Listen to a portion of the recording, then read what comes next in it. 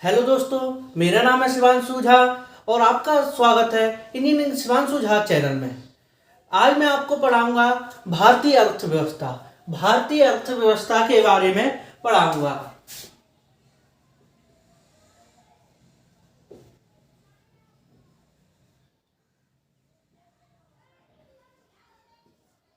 भारतीय अर्थव्यवस्था। तो क्वेश्चन हमसे कह रहा है, जब सरकार करों को कम करती है, जब सरकार करों को कम करती है और सरकारी व्यय को बढ़ाती है तो इस प्रकार की राजकोषीय नीति क्या कहलाती है। चलो मैं लिख दे रहा हूं। जब सरकार करों को कम करती है, जब सरकार करों को कम करती है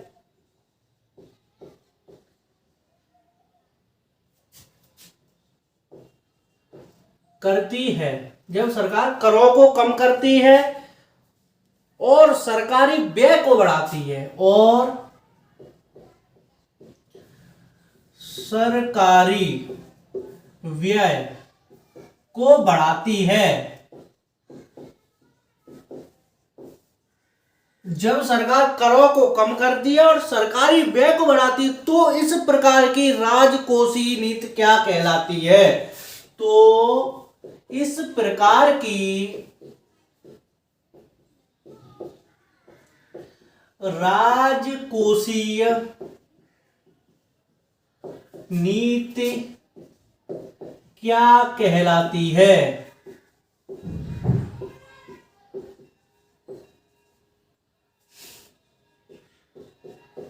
अब हमारा क्वेश्चन हमसे क्या कह रहा है, जब सरकार करों को कम करती है और सरकारी व्यय को बढ़ाती है तो इस प्रकार की राजकोषीय नीति क्या कहलाती है। हमारे पास ऑप्शन है, विस्तारवादी राजकोषीय नीति, संवेदनात्मक राजकोषीय नीति, तट स्थिरता राजकोषीय नीति और संवेदात्मक और विस्तारवादी राजकोषीय नीति। तो इसमें इसका आंसर होगा विस्तारवादी, जो पहला ऑप्शन है विस्तारवादी राजकोषीय नीति। क्या होगा इसका आंसर? विस्तारवादी राजकोषीय नीति। इसका आंसर होगा जब सरकार करों को कम करती है और सरकारी व्यय को बढ़ाती है तो इस प्रकार की राजकोषीय नीति क्या कहलाती है। तो इस प्रकार की राजकोषीय नीति विस्तारवादी राजकोषीय नीति कहलाती है। वह नीति जिसमें वह एक ऐसा भी है, वह नीति जिसमें सरकार करों को न्यूनतम करती है यानी कम करती है, वही बात है, और सार्वजनिक व्यय को बढ़ाती है, विस्तारवादी राजकोषीय नीति कहलाती है। हमारा दूसरा ऑप्शन है, दूसरा क्वेश्चन है। दूसरा क्वेश्चन हमसे कह रहा है, किसी देश की औसत आय की गणना कैसे की जाती है। किसी देश की औसत आय की गणना कैसे की जाती है। किसी देश की औसत आय की गणना कैसे की जाती है। हमारा क्वेश्चन है, इसके ऑप्शन है, देश की कुल आय को इसकी कुल जनसंख्या से विभाजित करके, देश की कुल आय को इसकी कुल जनसंख्या से विभाजित करके। नंबर 2 ऑप्शन है, देश की कुल आय से जनसंख्या को घटाकर। नंबर 3 ऑप्शन है, देश की कुल आय को तथा इसकी कुल जनसंख्या का गुणनफल। और नंबर डी ऑप्शन है, देश के सभी निवासियों की कुल आय। तो इसका उत्तर होगा कि देश की कुल आय को इसकी जनसंख्या से विभाजित करके, देश की कुल आय को इसकी जनसंख्या से विभाजित करके। तो दे ऑप्शन है, इसमें उत्तर है इसका, देश की कुल आय को इसकी जनसंख्या से विभाजित करके।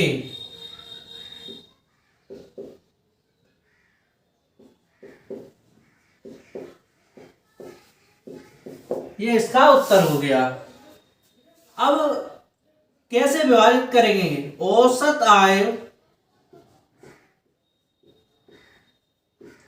औसत आय बराबर देश की कुल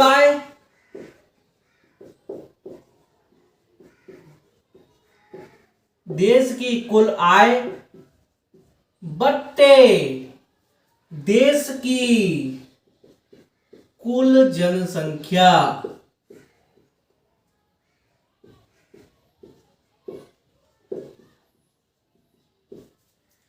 औसत आय कैसे निकाली जाती है? देश की कुल आय बट्टे देश की कुल जनसंख्या। हमारा तीसरा क्वेश्चन है। तीसरा क्वेश्चन हमसे क्या कह रहा है? तीसरा क्वेश्चन है, श्रम और रोजगार मंत्रालय ने कौशल विकास पर पहली राजनीतिक नीति किस वर्ष तैयार की थी? श्रम और रोजगार मंत्रालय ने विकास पर पहली राजनीतिक नीति किस वर्ष तैयार की थी? श्रम और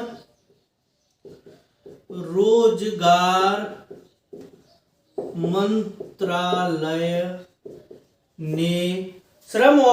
मंत्रालय ने कौशल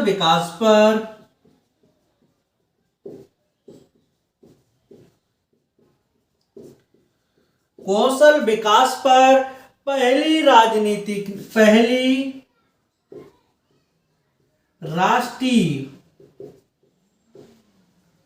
राष्ट्रीय नीति किस वर्ष तैयार की थी? नीति किस वर्ष तैयार की थी?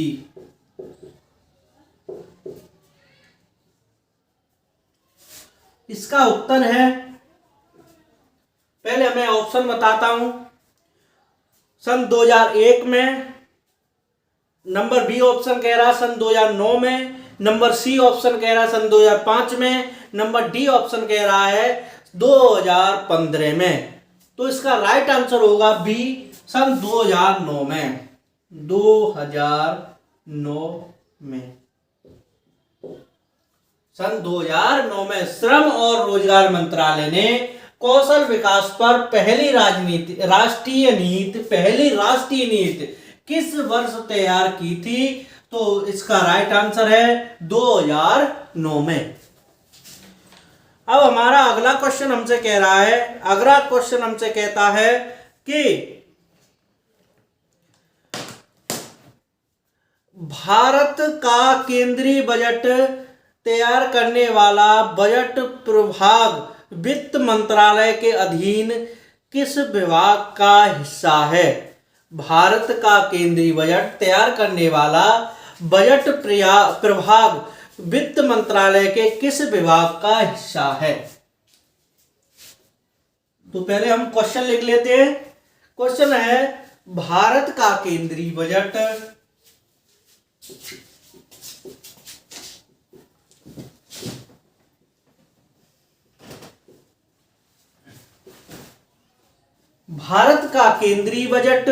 तैयार करने वाला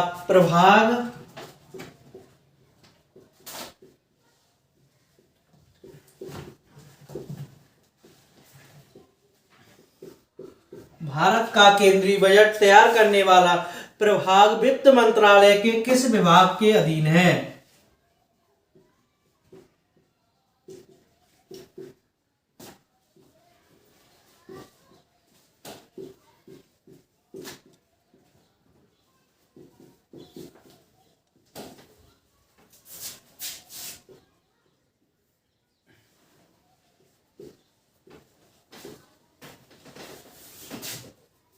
किस विभाग के अधीन है या किस विभाग का हिस्सा है?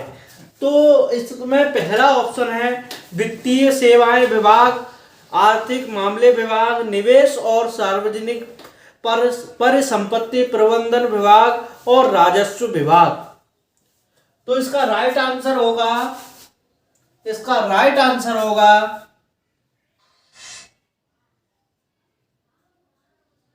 अर्थव्यवस्था, आर्थिक मामले विभाग, अर्थव्यवस्था नहीं सॉरी, आर्थिक मामले विभाग।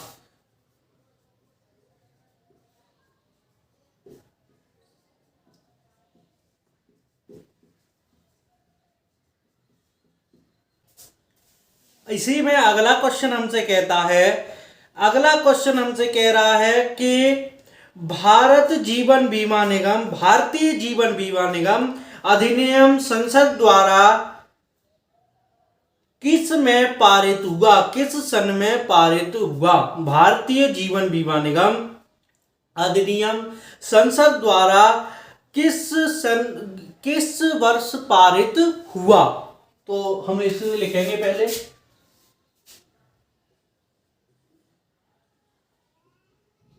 भारतीय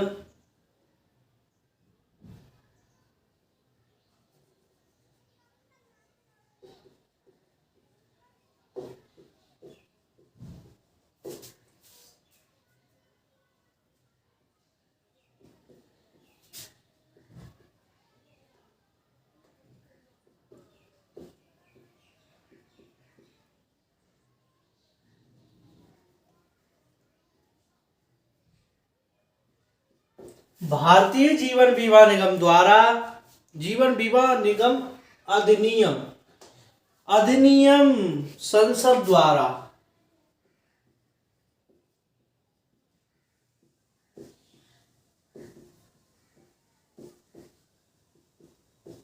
संसद द्वारा किस वर्ष पारित हुआ?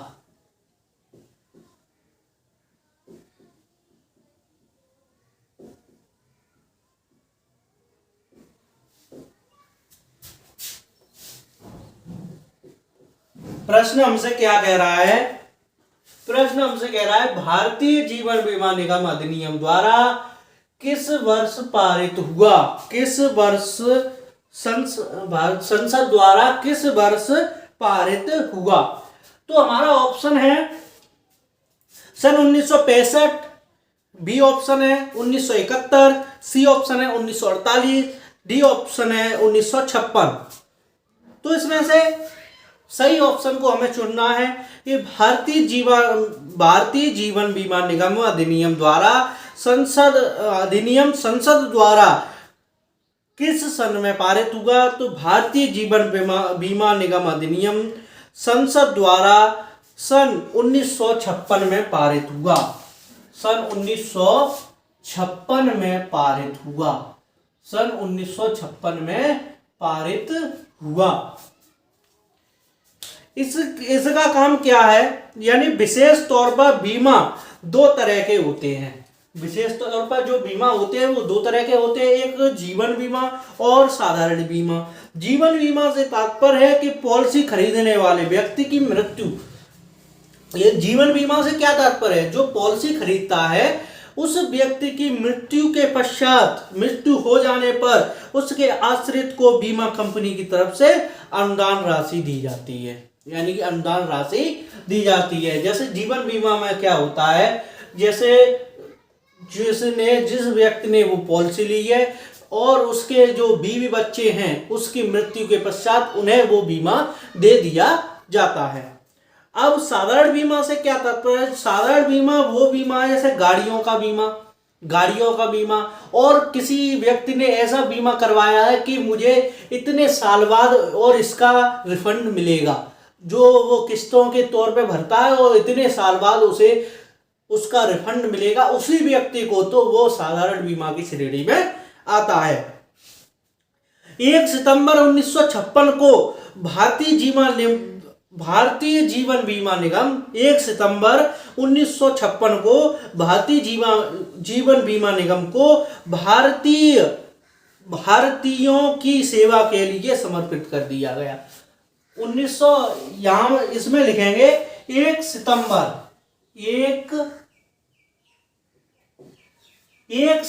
1956 में जो भारतीय जीवन बीमा है उसे भारतीयों के लिए 1 सितंबर 1956 में समर्पित कर दिया गया। और वर्ष 1972 में जनरल इंश्योरेंस बिजनेस अधिनियम भी पारित किया गया। अब हमारा अगला क्वेश्चन हमसे कह रहा है कि किसी विशेष वर्ष के दौरान देश के आर्थिक उत्पादित सभी अंतिम वस्तुओं और सेवाओं के मुद्रित मूल्य को कहा जाता है। ये बहुत अच्छा क्वेश्चन है। ये एसएससी 2000 यानी कि 21 में आया है, 2022 में आया है, और एसएससी जीडी में और एसएससी सीएचएसएल में भी आ चुका है ये। तो क्वेश्चन हम लिखते हैं, किसी विशेष वर्ष के दौरान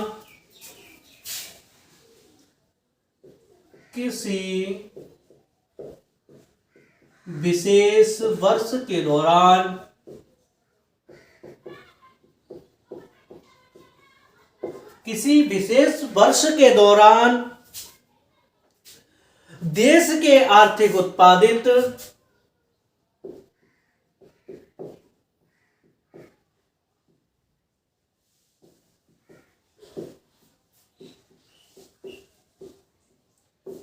के आर्थिक उत्पादित सभी अंतिम वस्तुओं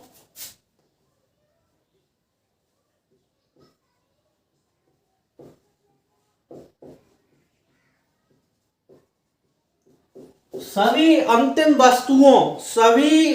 वस्तुओं और सेवाओं के मौद्रिक मूल्य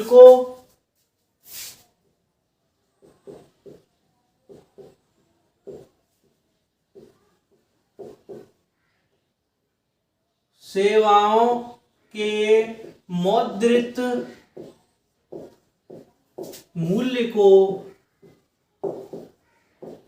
मौद्रिक मूल्य को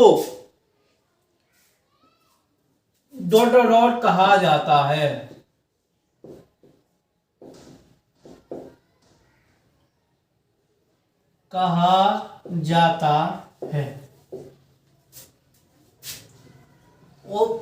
इसके ऑप्शन है सकल घरेलू आय, प्रति व्यक्ति आय,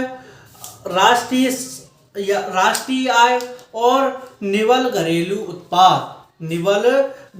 उत्पाद। तो इसका राइट आंसर है सकल घरेलू आय। सकल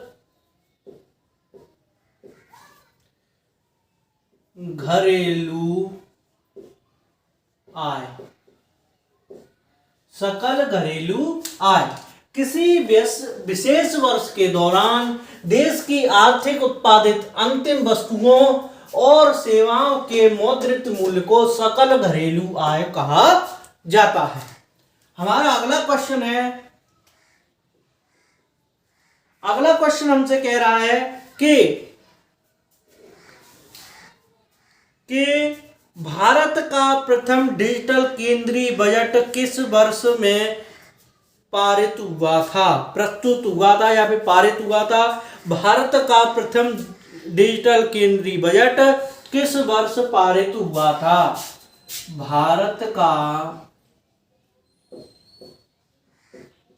प्रथम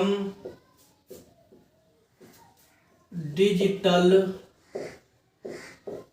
बजट किस वर्ष पारित हुआ था?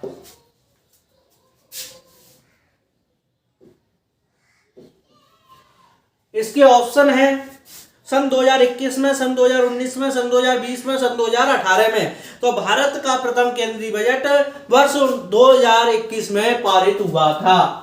2021 में पारित हुआ था। 2021 में पारित हुआ था। ठीक है, यह भारत का प्रथम केंद्रीय बजट है। केंद्रीय बजट यह जो भारत का डिजिटल केंद्रीय बजट है, ये 1 फरवरी 2021 को पारित हुआ था। 1 फरवरी 2021 को पारित हुआ था। केंद्रीय मंत्री श्री निर्मला सीतारमण ने संसद में पारंपरिक किताबों में छापे बजट के बजाय टैबलेट से बजट भाषण में पढ़ा। जो टैबलेट होते हैं, टैबलेट से बजट भाषण में पढ़ा। यह देश का पहला बजट था जिसमें बजट भाषण को वित्त मंत्री ने टैबलेट से पढ़ा था। जो निर्मला सीतारमण है वो भारत की वित्त मंत्री हैं और अनुच्छेद 112 के अंतर्गत वार्षिक वित्तीय विवरण के नाम से भी उल्लिखित है। यह जो भारत का केंद्रीय बजट है ये अनुच्छेद 112 के तहत बनाया जाता है। और जो बजट बनाया गया था प्रथम डिजिटल बजट, ये 1 फरवरी 2021 में श्री निर्मला सीतारमण वित्त मंत्री श्री निर्मला सीतारमण ने अपने टैबलेट के माध्यम से अपने भाषण में बोला गया था। अब हमारा अगला क्वेश्चन है। अगला क्वेश्चन हमसे कह रहा है कि किसी देश की जीडीपी उस देश के माल और सेवाओं के उत्पादन के माध्यम से जोड़े गए मूल्य का मानक माप है। किसी देश की जीडीपी किसी देश की जीडीपी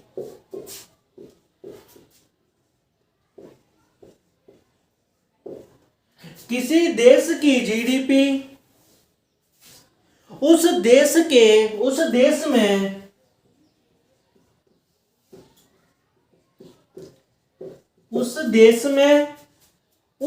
में माल और सेवाओं के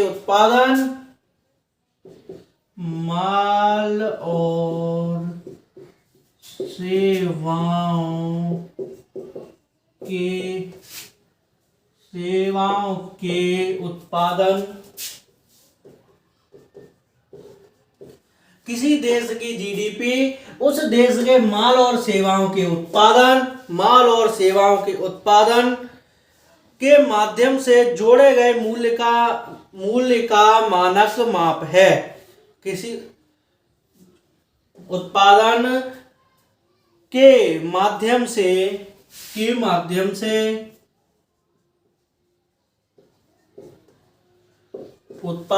माध्यम से जोड़े गए मूल्य का मानक माप है। जोड़े गए मूल्य का मानक माप है।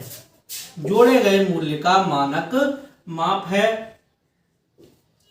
किसी देश की जीडीपी उस देश में माल और सेवाओं के उत्पादन के माध्यम से जोड़े गए मूल्य का मानक माप है। तो इसके ऑप्शन है प्रत्येक एकांतर वर्ष में, प्रत्येक 5 वर्ष में, प्रत्येक 3 वर्ष में और आपातकाल के दौरान। तो इसका राइट आंसर होगा प्रत्येक 3 वर्ष में।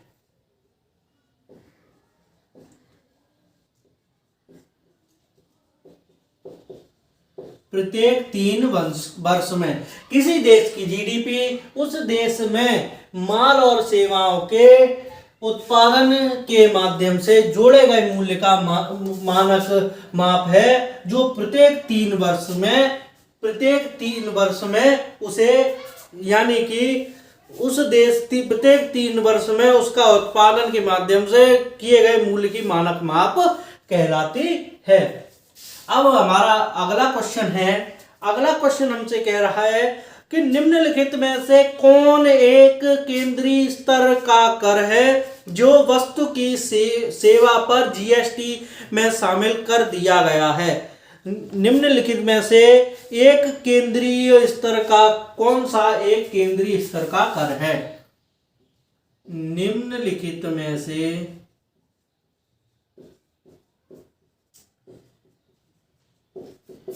कौन सा एक केंद्रीय स्तर का कर है। कौन सा एक केंद्रीय स्तर का कर है जिसे वस्तु एवं सेवा कर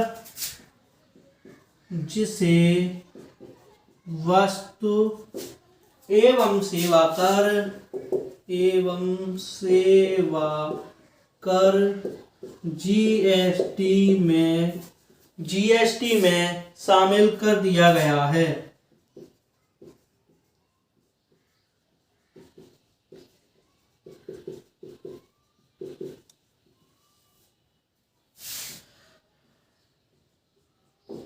तो हमारे ऑप्शन हमारे इस प्रकार हैं। उत्पादन शुल्क, नंबर 2 मनोरंजन शुल्क, नंबर 3 चुंगी शुल्क, नंबर 4 कर शुल्क, क्रय कर शुल्क। तो निम्नलिखित में से कौन सा एक केंद्रीय स्तर का कर है जिसे वस्तु सेवा पर जीएसटी में शामिल कर दिया गया है? इसका राइट आंसर है उत्पादन कर।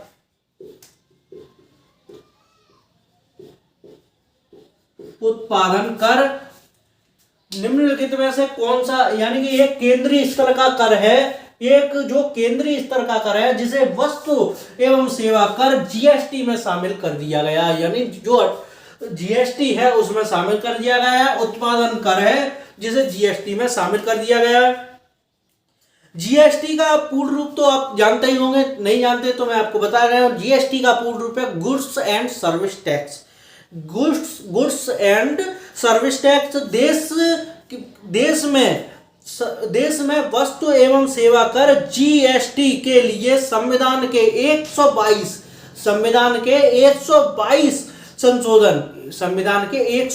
संशोधन विधेयक 2016 को राष्ट्रपति ने विधेयक 2016 को राष्ट्रपति ने 8 सितंबर 2016 को मंजूरी दे दी। इसकी अधिसूचना अनुच्छेद 2791 के अंतर्गत लागू किया गया। जीएसटी को अनुच्छेद 2791 के अंतर्गत लागू किया गया और यह संविधान का 122वां संविधान का 122वां संशोधन है और यह अनुच्छेद 2791 में यानी कि 2791 के अंतर्गत किया गया है। 1 जुलाई जीएसटी कब लागू हुआ? जीएसटी 1 जुलाई 2017 को लागू किया गया। उत्पादन शुल्क एक केंद्रीय कर है जिसे वस्तु एवं सेवा कर जीएसटी में शामिल किया गया है। जो ये एक ऐसा कर है, ये उत्पादन शुल्क एवं केंद्रीय शुल्क है जिसे जीएसटी में शामिल किया गया है। जीएसटी संविधान के 122वें संशोधन का हिस्सा है और जो अनुच्छेद 2791 के अंतर्गत किया गया है। तो फ्रेंड्स, आज की वीडियो में बस इतना ही। जल्द हाजिर होंगे नेक्स्ट वीडियो के साथ। प्लीज हमारे चैनल को सब्सक्राइब करें, वीडियो को लाइक करें, अपने दोस्तों में शेयर करें। अगर वीडियो अच्छी लगी हो तो वीडियो को ज़्यादा से ज़्यादा शेयर करें जिससे और भी लोगों को जानकारी मिल सके। Thanks for watching this video. जय हिंद।